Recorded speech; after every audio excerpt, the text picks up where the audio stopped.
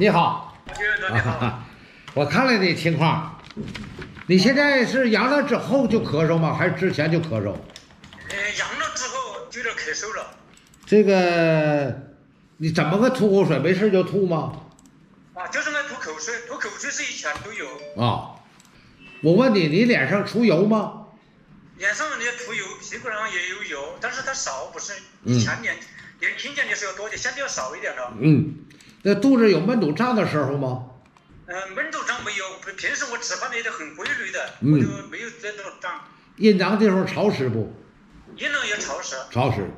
大便成不成形？大便还是成型，它一天一次。啊。一天一次。这个有懒乏沉没劲儿的时候？也没有，我可以锻炼，我天天早上该专注。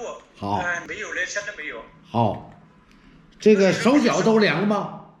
手脚冰凉，到冬天的时候更凉。这时候呢？现在不凉，现在不太凉。好。现在像现在都不。好，我看看舌头。啊，这是裂湿气啊。好，手这儿呢？好。全是点儿。好，换一只手。有点。有。好。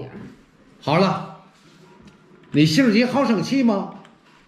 有时候爱生闷气。对，你四川人不生气，四川人都不生气，你还生点闷气啊？我平时一般不生气，就是有时候他说话呢有点生闷气，还有就不好睡觉。从去年阳了过后不好睡觉了。你这个病啊，就是湿气来的，潮湿的湿啊。那个四川本身湿气就重，天气就那样。你这个湿气重，你才有啥爱流口水呀、手脚冰凉啊，或者睡眠呐都不好。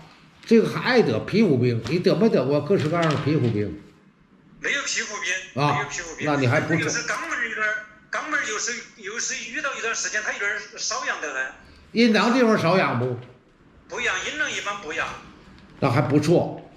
实际啊，你是一个湿气的体质，湿气重的体质，你不算太重，这个很容易得啥呢？皮肤病。第二得呢，甲状腺结节、肺质结节、肝囊肿、肾囊肿、肠息肉、胃息肉，爱得这些病。所以你这个不算太重的时候得到纠正还比较好。那么你这个病啊，这个我给你出两个方，一个方呢就是你攒了一些毒素在体内没清出去，这个给你开湿服药，湿服药只能吃2天半，这是第一个方。怎么吃这个药有说法，我医嘱会一一的告诉你，按我医嘱说的那么吃。